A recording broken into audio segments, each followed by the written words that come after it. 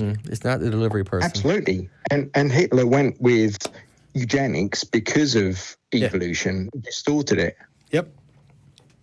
So what else did you have for us, Mark? So, so basically, I'm in my mid-40s now. I've been an atheist all my life. I've had no issue with that. I've lost grandparents. I live in the UK.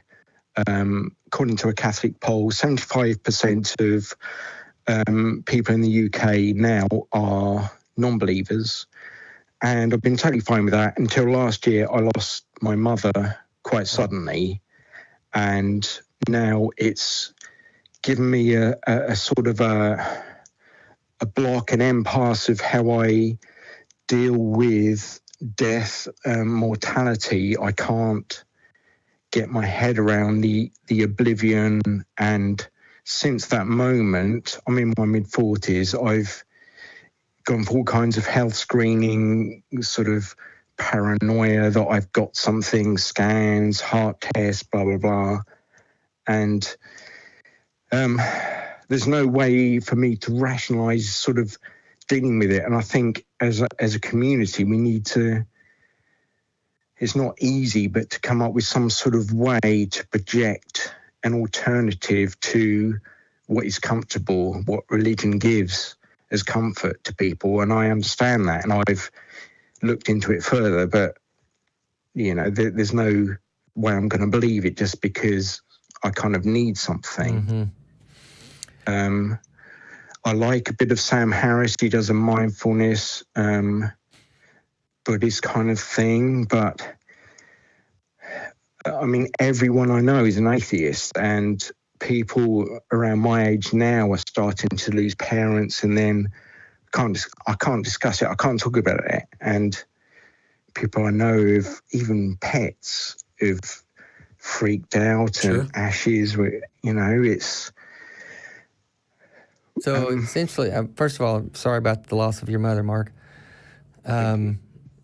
You're basically talking about a fear of death because you just don't know what's beyond it, and well, I'm sort of quite certain that there's nothing beyond it. So it's the oblivion, loss of my mother who loved my daughter, who loved her granddaughter, and suddenly it's all lost, and I'm just a block of the grief is bad enough, but it's times two with how do I deal with oblivion?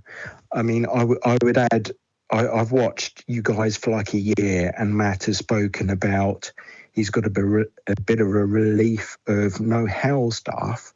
So you're coming at it from that point of view. But not just that. It's not just a relief that there's no hell. I'm relieved that I have no reason to believe there's a heaven or a hell, and I find both empowering and relieved.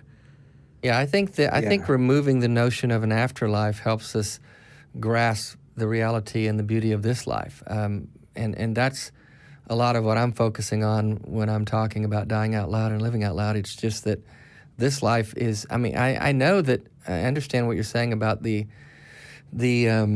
discomfort with the oblivion of coming to the end of this, but to me it's okay because it's the way things happen. It's the way that life ends. We have a certain number of years. We don't know how many they're going to be, and rather than focusing on what comes beyond that and what we're losing when that's over, it's about focusing on what we have right in front of us, what we can get our hands on right now. And I'm sorry that you're dealing with the sadness of that, but I would, if the best I can, I would encourage you to try to find ways to get your mind around focusing and thinking on the moments that you have to live right now. Is what you're going through, I mean, you talked about can't get your head around oblivion. So it sounds like you're being tempted into notions of not specifically nihilism, but almost a fear of what it would be like to be dead? Yes, I'm sort of preoccupied now. It's like an existential crisis. And that to me, and I'm not suggesting focusing, and I know it's massively unhealthy. And I know what you're saying and what Dave's saying is focus, make the most of. And I've no. I like all my life. I like a quote that's attributed to Mark Twain that may or may not have been Mark Twain, which to me made it clear, but it doesn't work for everybody. And that is, I was dead for 1 billion years before I was born, and it never bothered me one bit. When I hear people talking about being terrified of what it would be like to be dead, they're doing something we talked about earlier, which is playing a hypothetical in their head and then putting them as they are right now into that. But if you're dead, there is no you that is experiencing anything. You're not even aware of it. It's like if you say, what's it like to be dead? It's identical to not ever being born at that point. It's not like there's a person there. I understand that completely. And I understand it completely. I'm completely on your side. You're just having a hard time getting your head around it. I understand, Just now that it's so in my face, I've lost grandparents before, but it's now so in my face because it's apparent that I've just been taken aback. You're just grieving. You're grieving. The waste and the oblivion, and there's nothing to help me in any way. I've been to the GP in the UK, and you get thrown a few drugs here and there, and there's no kind of, what do I do with this? So you were done an incredible disservice, and it was, while you've been an atheist your entire life, that disservice is firmly planted at the feet of religions, because if we understood that death is an inevitable part of life, which we should all intuitively think, and we grasped that properly, it would put us in a position where we are better equipped to deal with it when it occurs. But religions color the entire conversation about this. And it's like, oh, I'm going to live forever, or I'm going to see my mother again in paradise, or whatever the thing is. And even if we don't believe it, even if it's something that we never grasped onto, you are still living in a culture that portrays all these means. It's heaven. Even just in casual conversation, I was dating someone who I described as singing like an angel. Now, I don't believe in angels. It's in our language. Real. Led Zeppelin, Stairway to Heaven. It's in our language. It's in how we talk. It's in the words we use. So it's this subliminal subculture that we carry with us, whether we realize it or not. I think it infuses everything. And I wish that we could also, let's just stick with Zeppelin, and we go to something like Immigrant Song, where we're talking about Thor, where we're talking about Asgard, we're talking about things like that. Nobody gets upset or traumatized that our loved ones aren't in Valhalla. Yeah, right. And that we might not get to go to Valhalla.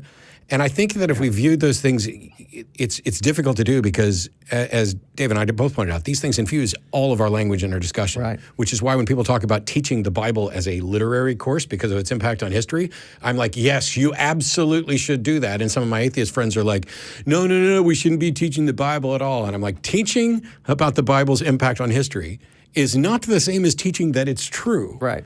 I mean, you could do this. I think at some point you could make an argument that we should do a study in schools about the impact of the Marvel Cinematic Universe on history. None of us are going to think it's true, but that's 2021 movies so far of just hot butter to awesome that have impacted more lives than probably anything else that's been produced. I think you're dealing with... Absolutely agree. You're dealing with grief. And it's like the feeling you've won the lottery, but then you haven't. You've never had it in the first place. And I completely understand that. But the reality is you won't know. At the same time, yes, I've always been an atheist, and I understand all the arguments, and I've always been comfortable with it right up until you weren't. My mum. Yeah. You get it on an intellectual level. Dave's right. How long ago did you lose your mom? Middle of last year. Yeah. You're just grieving, Mark. I think you're going to go through the grieving process, and the reality of grieving, but half of it as well is struggling with mortality, and I projected that onto myself. And my mum is gone and lost, and she's lost her granddaughter, my granddaughter. So this may or may not help. This may or may not help, Mark, but it's probably the best thing I'm going to come up with on the spot today. You can spend a good portion of the rest of your life focused and dwelling on your own concerns and fears and emotional views on mortality. Or you can just set that topic aside and go on and get about the rest of your life. That doesn't mean you love anybody any less. It doesn't mean you're pretending to have a solution. But how much better do you think your life's going to be if you spend it living than if you spend it focused on this existential angst about morality? I know that. I absolutely agree, and that's absolutely where I am. And if you can take anything from our conversation today, I can say, well, I've got this, I need to do this, and I've got a family, and I've got a relationship, all this stuff. But the mortality thing is so preoccupying that I can't lose it. I can't sort of, it's too preoccupying. I don't know what to do with it. Rationally, I agree utterly. Well, it's a perfect thing that you called in today, because I don't know that of the three of us, and I'd love Dave to is the one that has the best reason to be preoccupied with mortality. Yeah, if you take nothing and I else... kind of feel guilty saying this to Dave. Because well, no, don't, because I want you to hear me. If you take nothing else from our conversation today, we've got these bracelets some of my friends came up with called their WWDD bracelets. What would Dave do? We kind of took off on the WWJD because that wasn't real, but this is. And so... Who wants Jack Daniels? No. Oh, because... And it really means, how would Dave respond to this particular situation? Would he be upset? Would he be anxious? You know, a woman in our group, local group, was frustrated one day at work and got to thinking, it was not long after my diagnosis, and she got to thinking, wow, Dave wouldn't be all frustrated about this thing. He wouldn't be caught up in this anxiety and stuff. He would just be relaxed because he's got bigger things to worry about. And so organically it came up, what would Dave do? WWDD. So we've got these bracelets now, and people are getting them and they're wearing them. And what it's doing is causing them to stop and take a breath and realize, wait a minute, what this thing is I'm caught up in about and all frustrated about is no big deal, because there are very few big deals in life, really, when you boil it down. And let's just focus on life and living and living our best life and grabbing the moments.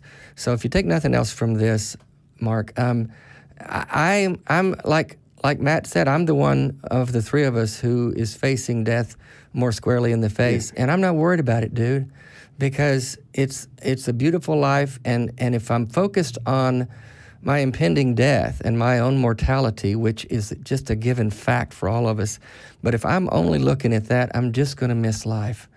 And so if you can, in the next days and weeks and months, I know, like telling somebody not to think of that red elephant in the room makes you think about it. I know that you can't tell someone not to think of something.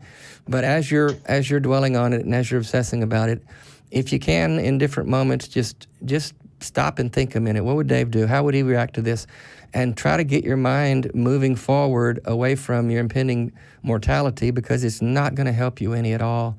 And there's a lot of good life to be lived, and I want you to grab all the moments you can. You can wake up every morning and say to nothing, Mom, I love you and I love life, and I know that you'd want me to love life, so I'm not going to dwell on this. And then go on about your day. Yep. Yeah, thanks. Obviously my mum's not there anymore, and from an atheistic point of view, and I utterly agree. And and I do have the thoughts you have, seize the moment and life is short, that kind of thing. But it's led me to going to church, which sort of utterly compounded that I think it's bullshit. There's just no option, and there's you want an answer to something that doesn't have an answer. You want an answer to something that probably doesn't have an answer. No.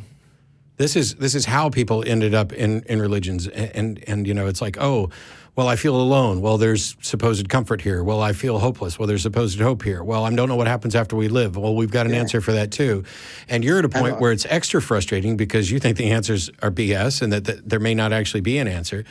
And getting comfortable with saying, yeah, I have no idea what's going to happen at the end of my life or even after. It's worse than that. It's I feel there's nothing. I mean, the default is I don't believe there's anything after because there's no evidence. So I feel somehow we as a community, I think Sam Harris, some of what he said has kind of helped me, but it's how do we as an atheistic group, or for me not believing in anything, sort of come to terms with it and feel more happy about it and be able to sort of move on. If we're able maybe the lie is that this is something. Maybe the lie, Mark, is that you're supposed to be fine with it, be happy with it, and move on. See, even asking the question, what can we as an atheist community do to make people, be fine with their eventual oblivion? It's not fine. You lost your mom. Be mad. Yeah. I'm going Be to die sad, be someday. mad, yeah. If you think I'm not irritated that I'm not going to live as long as I want to, you're just wrong. I have no idea when I'm going to die, but I know I'm not going to be around forever, and that's frustrating. But there's nothing I can do about it. It is a fact of life, and it would be a mistake for me to sit here and try to look for a pacifying or comforting explanation for something that isn't pacifying or comforting. That's my problem, utterly. And my mum died within 2 weeks of a diagnosis. Then I think, well, that could happen to me any time. Wow, shock, finite. You never know what's around the corner. And I'm certain of oblivion because there's no proof of anything else. So that's Dave, are you okay with the fact that you're dying? Yeah. You're okay with it? Doesn't bother you that you're dying? I'm pissed. I don't want to leave, but I've accepted the reality of it. And I'm not focused on it. I'm focused on living and living my best life and grabbing the moments. But you bet I'm pissed. Yeah, I'm pissed. This is why I feel kind of pathetic because Dave is don't feel no. And I don't even have that. I'm not. I'm happy that you called and dying. I went through all kinds of scans and stuff after my mum died because I thought, so I must be dying. Something's happening. So I went for heart tests. I went for CT scans. Yeah. Right, skin cancer, all this, and wow, nothing's come up and. I was looking for it, That should be comforting. I myself to Dave. Go live some life, buddy. I think, well, what about now? Okay. It's not rational. I know it's not rational. Yeah, now you're delving into what may be like an unhealthy hypochondriac type situation where, oh my God, it could happen anytime. So now I'm obsessed with it happening. Right. Yeah. I would like to say, reality, I'd like to say that you're going to get beyond that. I don't know that for sure. But I think the fact that you're asking those questions and reaching out and seeking stuff out, I'm optimistic that it's something that that's going to be less of an obsession and occupying less of your time in the future. I hope so. Absolutely, I hope so. And I just wish there were, for me in the UK, there's nothing to deal with it. There's no counselling. GPs will give you antidepressants, have given me antidepressants, have given me diazepam and all kinds of drugs, but there's no mechanism, there's no counselling that's on offer to deal with anything. And that's what I think somehow we need to get to. Mental health, certainly in the UK, I don't know what it's like in the US, but there's a massive... If you're talking about anything related to healthcare, it's a mess. A mess. Right. The same in the anyway, US. I apologize because we got full lines and like 4 minutes left on the show. No problem at all. No problem. I'm going to move on, but reach back out to us again. Let us know if things improve. Thank you, guys. Yep. Cheers. It's one of those things where the guy's looking for answers. Maybe there is one, maybe there's not. Maybe the answer is a drug, maybe it's not. Maybe the answer is counseling, maybe it's not. Maybe it's starting a new relationship, maybe it's not. All of us are different. We're going to handle it different. The important thing is that you shouldn't feel bad just because, you are concerned about your mortality. We all should be. It's just when it becomes an unhealthy obsession to the point where it causes us to not enjoy life. If it's debilitating, then get some help. But having the feeling, have the emotion doesn't mean there's something wrong with you. We got Rose in Illinois who has been here for a little bit. You're on with Dave and Matt, and I'm told that you have a scripture that can prove the existence of God? Yes. I'm not even sure how that's possible, but I can't wait. I can't wait. Hey, hold on. Just getting it. I've been waiting so long, and I've got to find my glass. Okay. Oh. Is it? You've been waiting so long, and okay, is this a scripture from the Bible? Yes, sir. Okay, I got one handy. Danny, where's my glasses? I'm looking for my thumb's glasses. I got to. Do you know what the verse is? Because I can look it up. It's Matthew. Oh my God. Oh my God! Why'd you say that? The most ridiculous of all the Gospels, and it shares my first name.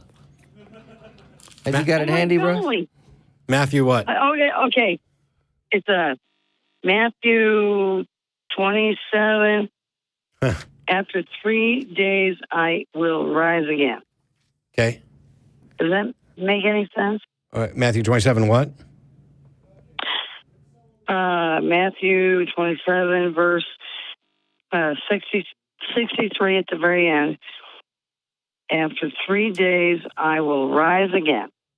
Yep. The next day, which He's followed the only one- preparations day, the chief priests and the Pharisees gathered before Pilate and said, "Sir, we remember that while this deceiver was still alive, he said, 'After 3 days I will rise again.'" He's the only one that died on the cross and then was buried and rose again after 3 days. None other of the people that worship, like Buddha or Allah and blah, blah, blah, have ever died and rose again. Rose? I'm sorry. Yes, sir. What evidence do you have that A, Jesus ever said this, B, Jesus rose from the dead? Oh, boy. I don't know, sir. I read the Bible, and I believe in Jesus. Do you believe in Buddha or Allah or whoever? I believe in Jesus. Okay. I'm aware that you believe that. My question was, how do we know it's true? You called in to say that you had a verse which proves the existence of God, and literally it's words in a book that nobody can verify anybody ever said other than that they were written down here. If you have a red letter edition of the Bible, that's not going to necessarily be in red letters. There's no way to verify it, and you believe it because you also believe that Jesus rose from the dead after 3 days. But even the Bible doesn't have him rise from the dead after 3 days. It would have been from Friday night to Sunday morning. That's not 3 days. That's a day and a half. And actually, there's no evidence that he rose from the dead, and it's difficult to even demonstrate reasonably that he actually existed, although I'm okay with that notion. But if somebody said, I will rise again, or after 3 days I will rise again, and then we killed them and they rose after 3 days, that would be incredibly impressive. I agree. But having a book that says, somebody once said that after they were killed, they would rise again in 3 days, and I'm telling you that's what happened. Okay, so do you know who wrote the book, Matthew? Sir, can I just say this? What proof do you have that it didn't really happen? I don't have to prove it didn't really happen. Do I have to prove the butler didn't do it? If you say the butler did, if you say the butler did it, and I say I'm not convinced, what evidence do you have? And you come back with, well, can you prove the butler didn't do it? Don't you think that sounds pretty stupid? Oh, golly. I didn't want to get into a confrontation about this. Okay. I'm just asking. I mean, no, if somebody said that to you, wouldn't you think that that was kind of a ridiculous question? Can you prove the butler didn't do it? Oh, golly. I guess I'm just going to have to try to keep trying to prove that it did happen. Yeah. And since you didn't do that today, I think we can agree that you didn't prove it today, right? How would you go? I disagree. You think you proved it today? Well, I disagree with your theory on the fact that I didn't prove anything. Okay, so you think you did prove something? Yeah. I agree with you that you proved something. I just don't think you proved what you thought you proved. So what is it you think you proved? I proved that Jesus exists and there's nothing, and there's been many miracles. I think Jesus exists. Show me a miracle. Oh, brother. Oh, where do you start? There's just so many of them. It's hard to pick, isn't it? Yeah. It's funny how people keep telling me there's all these miracles, and when I ask them to provide one so that we can examine it, it takes them forever. So what miracle do you think happened, apart from the resurrection? Why are you such a meanie? Yeah, Matt, why are you such a meanie? Just take it. Because I give a fuck about whether or not something's true, and I'm tired of watching otherwise good and reasonable people be deluded into thinking that something is true. I don't have to what? You don't have to cuss, Matt. Oh, for fuck's sake! What exactly is there? Is there a prohibition in your religion that I not say the word fuck? Rose, have you ever watched this show before? No. What's wrong with the word fuck? Why shouldn't somebody say it? I don't know. I don't know either. My son convinced me to call into your show. Your son's a dick. And I mean this in the meanest of all mean possible ways. If you are out there, is your son an atheist? My wife says he is. Okay, your son says he's an atheist, and he managed to convince you to call into this show.